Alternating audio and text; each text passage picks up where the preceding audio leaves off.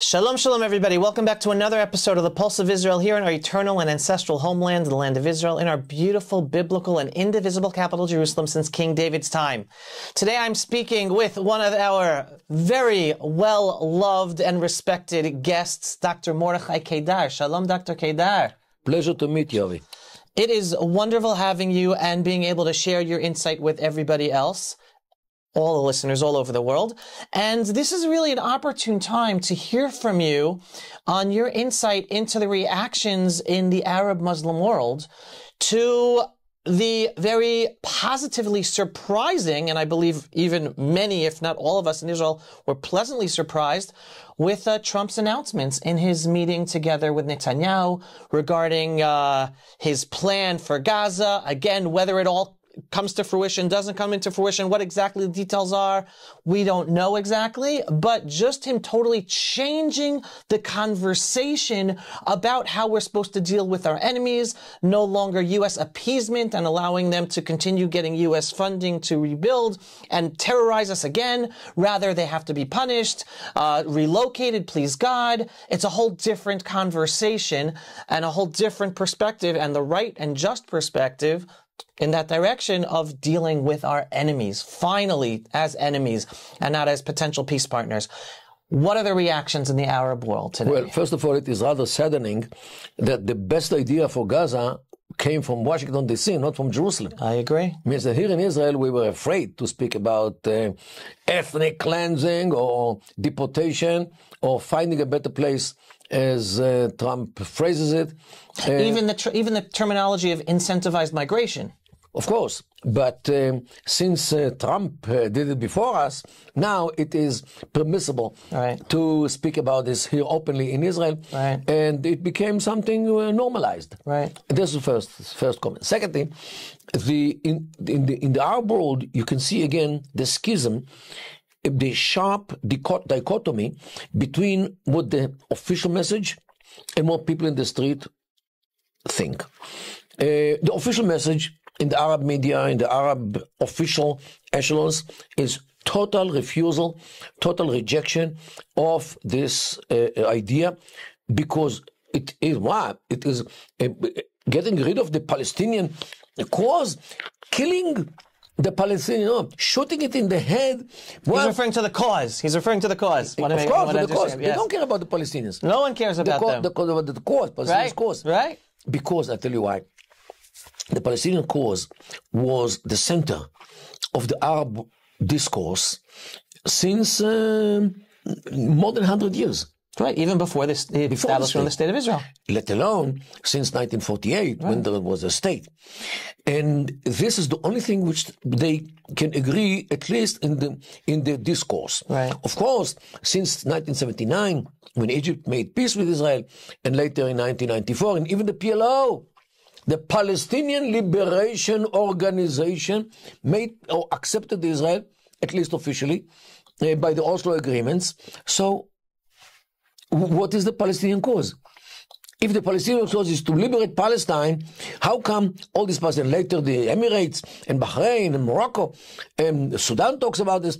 So who is there to fight Israel? Means the Palestinian cause actually dissolved, let alone what happened in Syria, for example, which had like 500,000 Palestinian refugees. But since the Arab Spring started in Syria in March 2011, it evaporated. Most of them ran away to Jordan, to Lebanon, to Turkey, to Europe, to America, to wherever they could. So 500,000 went. The Palestinians in Lebanon are keeping very silent because they are afraid of Hezbollah and others who might shut them up. In Jordan, they became citizens. So they're not refugees anymore. Who remained the remnant of the Palestinian cause? Those who are here in Judea and Samaria and in Gaza. And now Trump comes and wants to kick them away. So what will remain? Some families in Judea and Samaria. And this is what remained from the big Palestinian cause. And this is why the Arab speakers they feel it, that now Trump is going to take from them the last remnant of the Palestinians, and they are shouting and shivering and screaming about this thing, because this is like a child that somebody takes his toy. So. And why is this a toy from them? Explain, everyone. Why is the Palestinian cause a toy for the whole Arab Muslim Middle East? Because this is the only thing which unites the Arab world, at least officially. Because Egypt also, after all, in spite of the peace, the Egyptians highly support a Palestinian state, even if this state becomes a Hamastan. Either through elections, as happened in 2006, or through coup d'etat, which happened in Gaza in 2007. So the Egyptians couldn't care less. If Israel evaporates, let it be. The Jordanians also. They want Palestinian state in Israel, means in Judea and Samaria and in Gaza, because otherwise people in Jordan, Palestinians in Jordan, talk about the alternative homeland in Jordan, and the king doesn't like it at all. So they are all concerned about the possibility that the Palestinian cause will evaporate with the deportation of almost 2 million people from Gaza. And what will unite them? What will they talk about?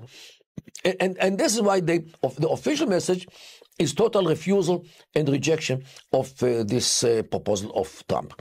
However, when you go to the street and you read it through the social media, there are people who continue this kind of line against this thing because they are afraid of the Palestinian cause.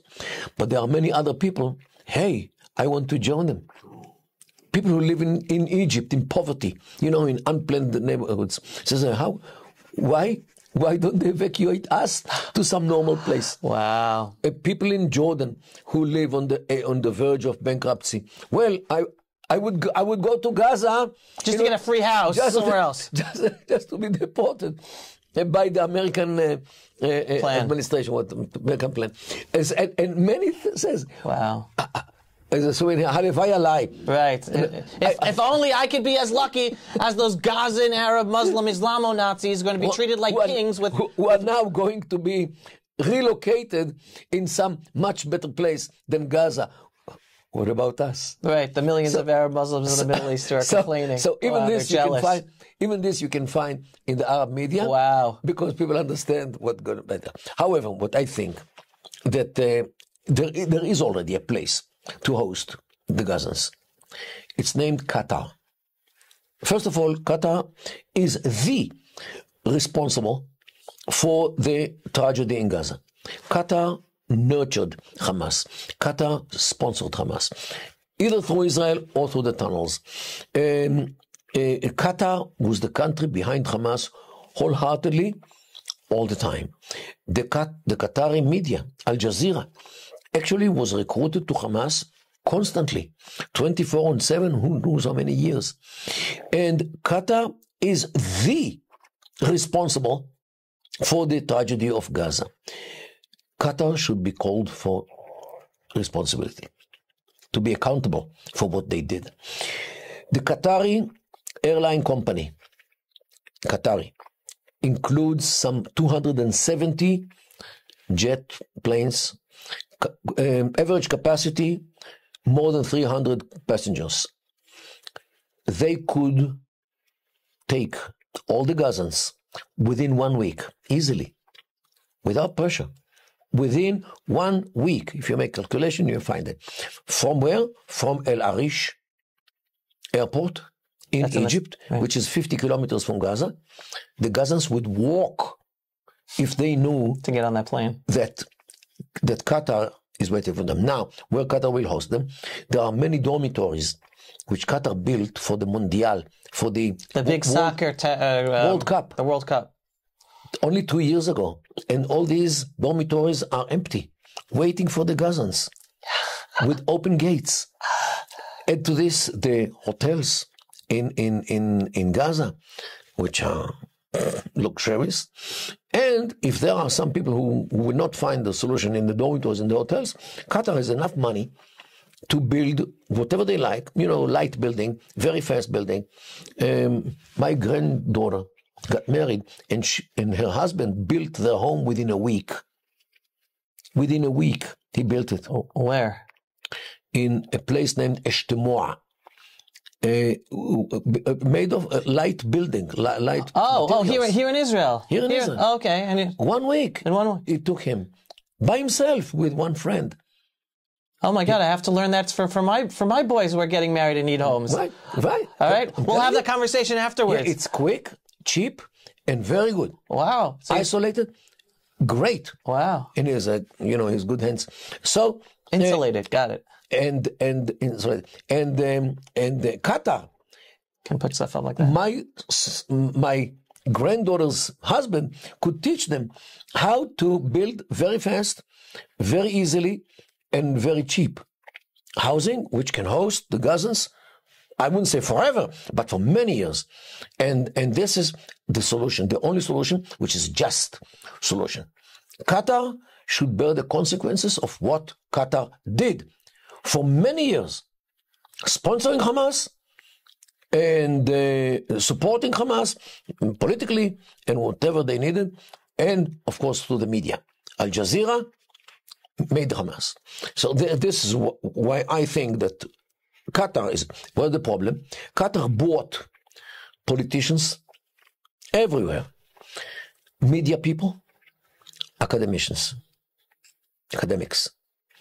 And when this whole choir of politicians and media and people from the academia are singing the same song that Qatar is our friend, Qatar is our savior, some of them really, and who can maintain any pressure on Qatar, let alone the fact that Qatar hosts the Udeid Air Base, right, in order to gain immunity from whatever Qatar is doing against America and against the West. Right. That's the U.S. That's the biggest U.S. Air Force base in the Middle East. It's housed in Qatar. Right. Qatar. And one of the things we were talking about at the beginning of the war, in order as pressure to free our hostages from Gaza, we were saying, and I know Caroline Glick was talking about this, all President Biden had to do was pick up the phone to Qatar because the contract had to be renegotiated with Qatar for the Air Force base.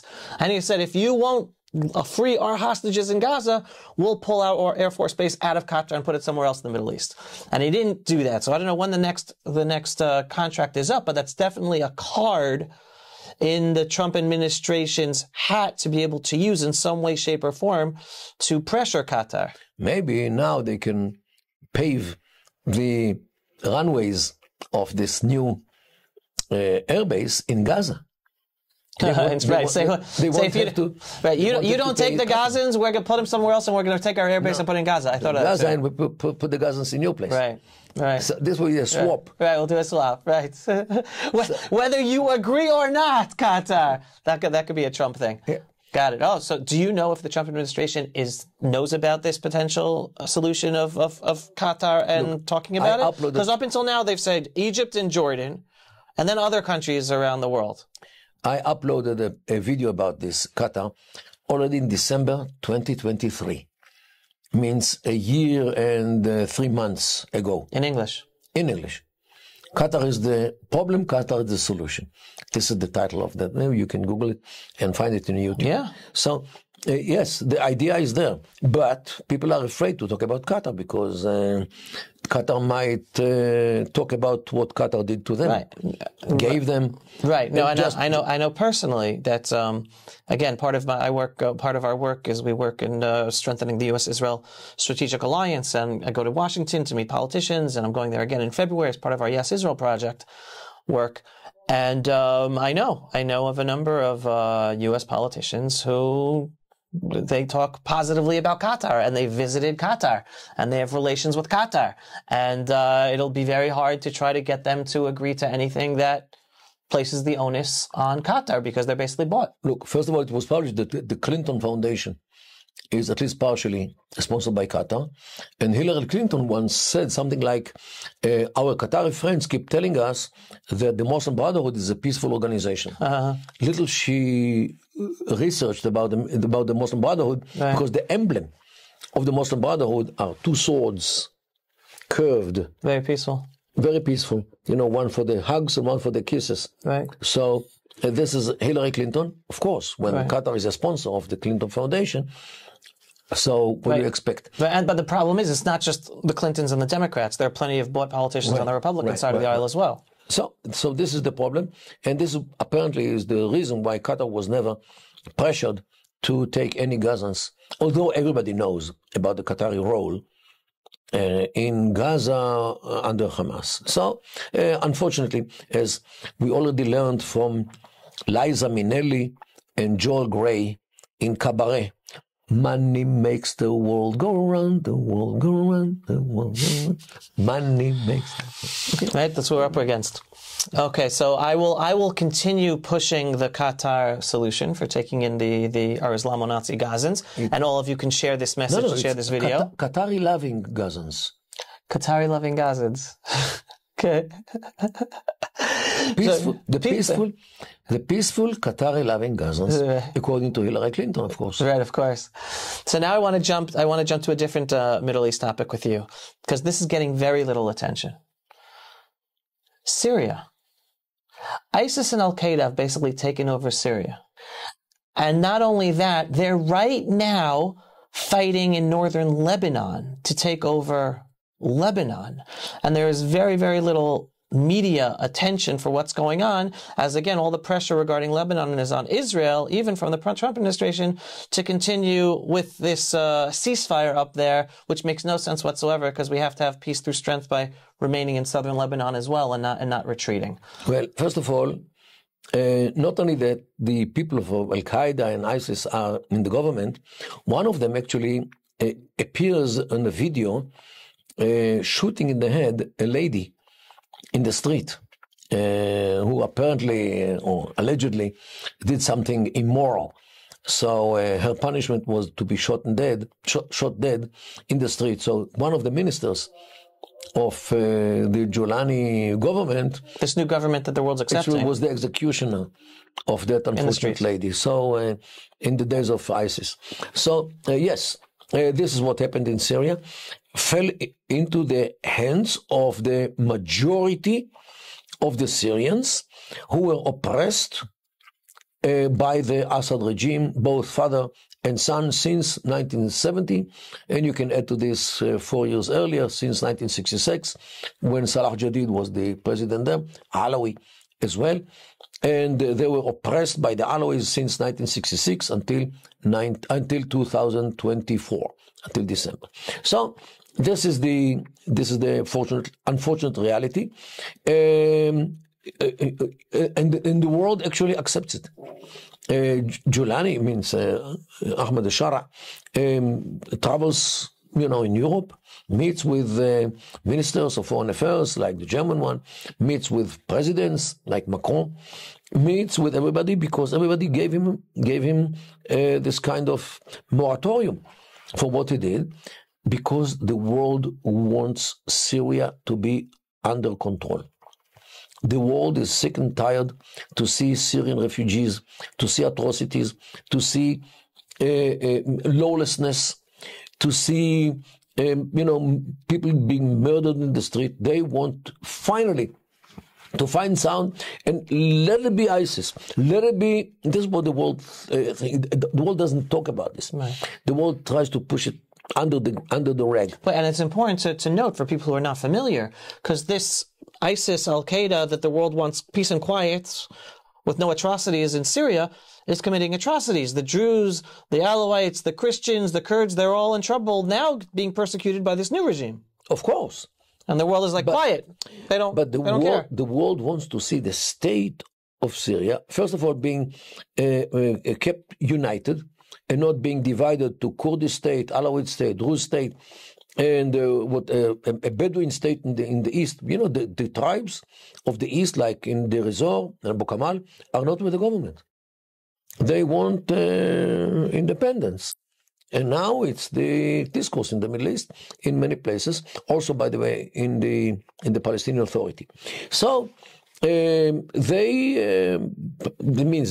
government of Syria tries to govern the place. They man the army, and the artillery of the new Syrian army actually is bombing during the last weekend, bombing Hezbollah people who try to smuggle weapons apparently from Syria to Lebanon through the Kalamun mountains, means to the north from the Hermon.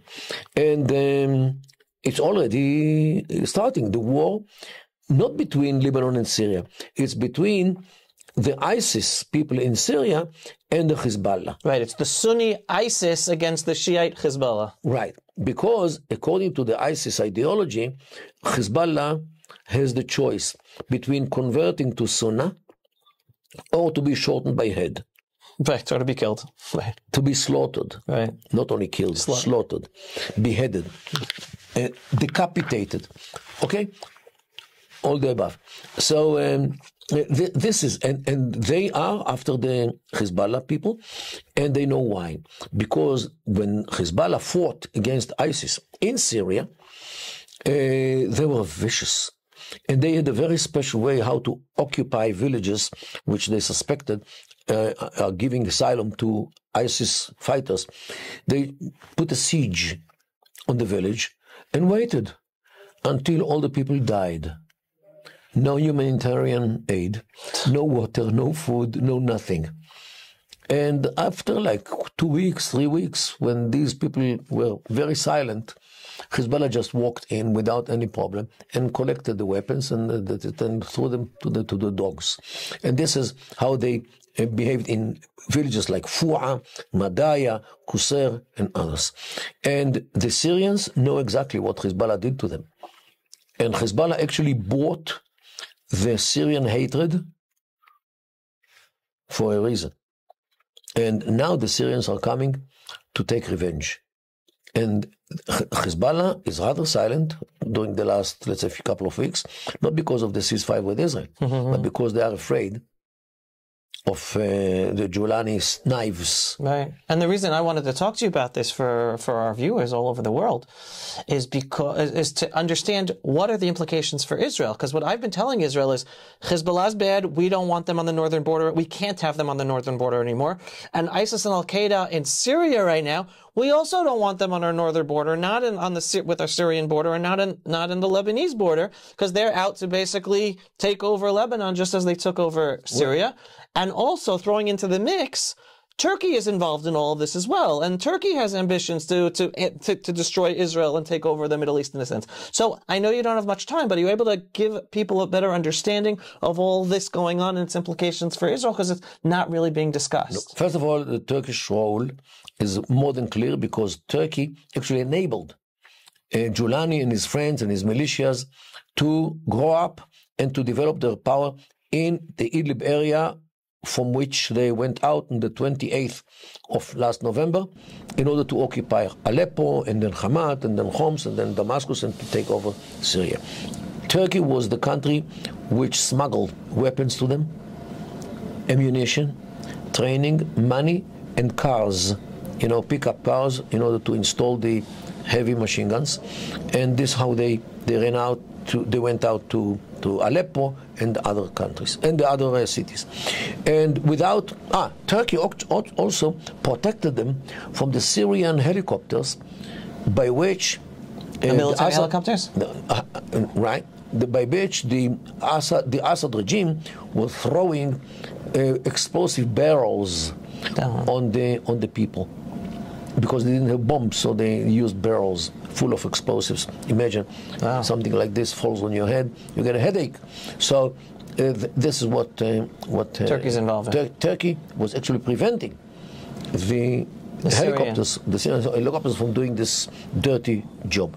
So thanks to Turkey, ISIS and Al-Qaeda, under the different names of Jabhat al-Nusra and Hayat Tahrir al-Sham, all these actually did what they did, and they took Syria over. Turkey here actually acts like Iran. Iran had proxies. Turkey has also a proxy. So Syria is now a Turkish proxy. Now, the question is how independent Giuliani feels vis-a-vis Turkey. After all, he owes Turkey a lot. Yet, I believe that he has some of his own interests, which are not necessarily the same as Turkey. So he will have to find his way, because after all, first of all, he cannot betray the Turkish leader, Erdogan, in this country. But on the other side, I don't believe that he wants to be like a subjugate, to be subjugated to the Turkish hegemony. Okay, so he will have to deal with this, to juggle with this. The other problem in Syria is the Kurdish state. There is a state which was established like 10 years ago named Rojava, and this is allegedly an independent state of the Kurdish minority in northeast Syria, adjacent to Turkey in the north, Iraq in the east, and further to the east is the Iranian Kurdish district. So they declared statehood like 10 years ago. Nobody really recognizes them. Yet they are fighting for their independence. The problem is that they don't have access to the sea, so they depend on the neighbors to support them. Turkey doesn't, Syria doesn't. Who does? The Kurdish district in Iraq. So from them they can get all kinds of supply of weapons. The Americans are there. They are there. They are there. There is an American force in that area in order to protect the Kurds and some other things connected to the oil production of Syria.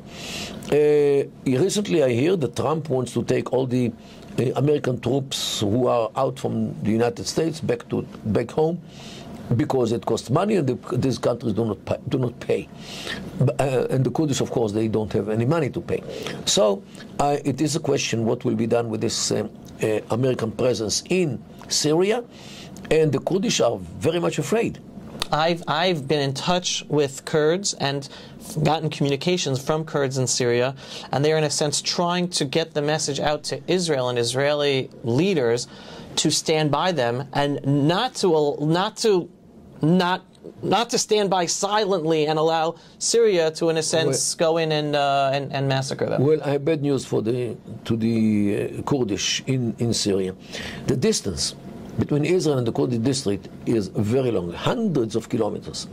Israel cannot, what do I mean by support? That Israeli airplanes will fly above the Kurdish district in order to make sure that nobody hurts them. There is no such a possibility for Israel's airplanes to have patrols above the Kurds, because of the distance. You cannot have such. We can protect the Druze district in the south, because this is adjacent to the border with Israel. And actually Israel did take over some part of Syria after the revolution of Ujolani, like the highest peak of the Hermon mountains, and other area as well, in my view, in order to protect the Druze from the troops of Jolani. Because Israel is committed to the Druze minority in Syria, because they are really brothers and sisters, or brothers-in-law, or whatever, cousins, right, of Druze in Israel. And the Israeli political arena knows very well that the Druze community in Israel, which is 100% loyal to the country, serves in the army and so forth.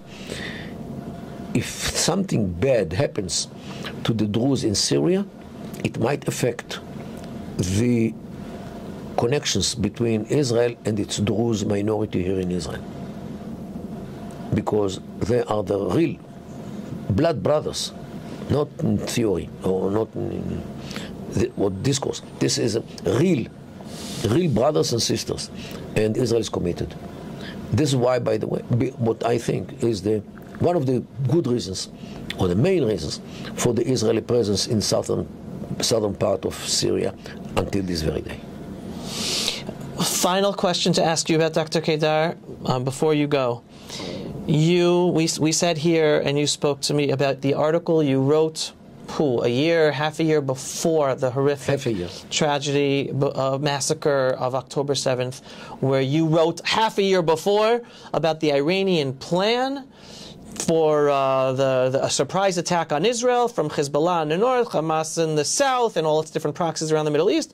Its grand master plan to destroy us. Today, today, 16 months into this war that we still haven't finished yet, with a total victory that hopefully now with the Trump presidency we will have.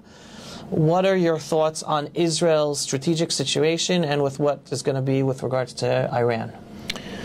Look, it's hard to say, because I'm not sure that Israel is, the Israeli society is ready to continue the war in Gaza to a degree that there will be not even one Hamas fighter. Means total victory over Hamas. I don't see Hamas leaving the Strip, and I'm not sure that Israel will go forever, because today we are, a year and a half almost after the war started, and maybe half of the fighters of Hamas got killed. And Hamas, don't forget, for them to recruit more people, young people, like 17, 16 years old, it's very easy. You just show them how to use the Kalashnikov, and that's it. And you have a fighter.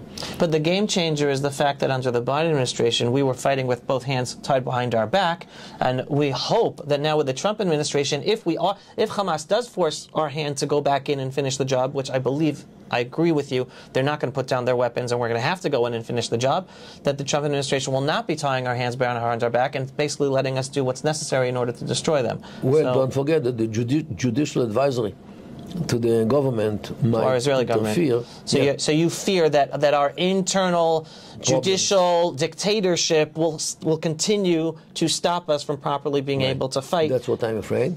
Because if the judicial system decides that Israel should not finish the job, they will find a way how to tie the hands of the government and the army, of course, in order not to continue to finish the job. And here I'm being optimistic, and this could be it could be a foolish optimism, that with Netanyahu witnessing the speed and the action of President Trump in neutering and dissolving and getting rid of the deep state in America that's been destroying America from within, that even with the political and judicial problems he has in Israel and doing the same thing here, he will be more empowered to push the envelope more than he ever has been to try to take care of our own deep state and the judicial issue, which is literally killing us,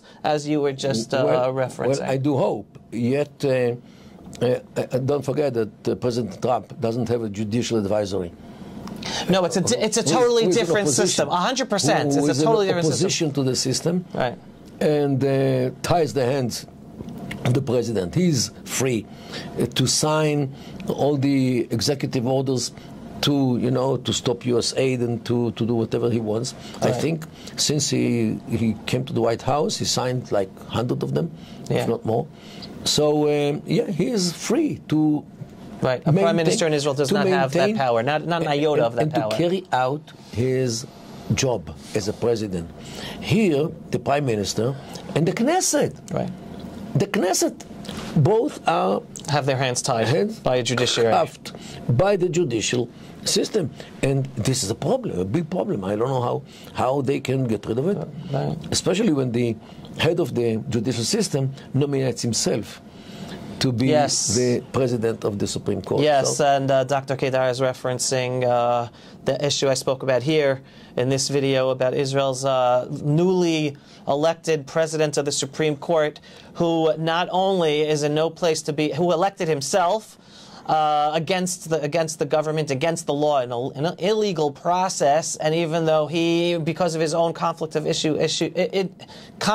interest issues and legal issues with him, not only is he in no position to be the president of the Supreme Court, he is in no position to be a judge in the judicial system, and yet the judicial system and you know what? I think crowned him as president against all of this, and this is what we're up against. I think that the bar But it, does have the ability or the permission to confiscate his license. Right, but again, because the bar are lawyers who owe their allegiance to the Supreme Court kings and queens, it's very surprising to think that they will do anything that will risk their own future and professions. But again, my optimism lies, again, I've been talking about this in my Pulse of Israel programs for years, not just recently, that my optimism lies in the process. The judicial dictatorship, as I call it, is being so brazen in publicly flaunting law, morality, that even with the media pushing their agenda, with each day more and more Israelis are waking up to the absolute the corruption of the judicial system, that the day is going to come sooner than hopefully sooner than later, that change will happen. Yet those who love the country, love the state, will not shake the boat in a way which will jeopardize the existence of the state, right, in spite of everything which we see, all the disgusting things, right, which we see with the judicial system. Right. As opposed to the political opposition that are willing to destroy the country and help Hamas, as they did, and bring war and destroy the country internally in order to stop what they're politically, ideologically against. You know, the struggle in Israel and many other places as well is not between right and the left. It's between right and wrong. Right. I think that is a fabulous way to end our talk today. Dr. Kedar, always a pleasure. Thank you so much. Everyone, always look up, follow Dr. Kedar and all the amazing work and information he puts out there that just gives a whole different level of understanding, of layers of understanding, to better be informed about the Jewish people, the land of Israel, and our existence living here in a very much majority Arab, Muslim, Middle East that 99.9% of the Western world and the leaders and politicians and journalists of the Western world have zero understanding about. And you really have to listen to experts of Islam in the Middle East like Dr. Kedar to have a better understanding. Do not listen to the headlines. That is it for another episode of the Pulse of Israel here in our eternal and ancestral homeland, the land of Israel, in our beautiful, biblical, and indivisible capital, Jerusalem, since King David's time. Thank you so much for watching. We are a donor-based operation. Your support is needed in order for us to do our work and have more people watch our videos. So every once in a while, please just click on the donate button on pulseofisrael.com. And we are one of the only outfits out there that give you a belief-based, inspiring, politically incorrect perspective on everything going on with Israel and the Jewish people and the freedom-loving world today. If you are not yet a subscriber, very simple, just visit pulseofisrael.com and click to subscribe. Shalom, everyone, and thanks for watching. Pulse of Israel, frontline videos from the Holy Land. Support our work by donating today.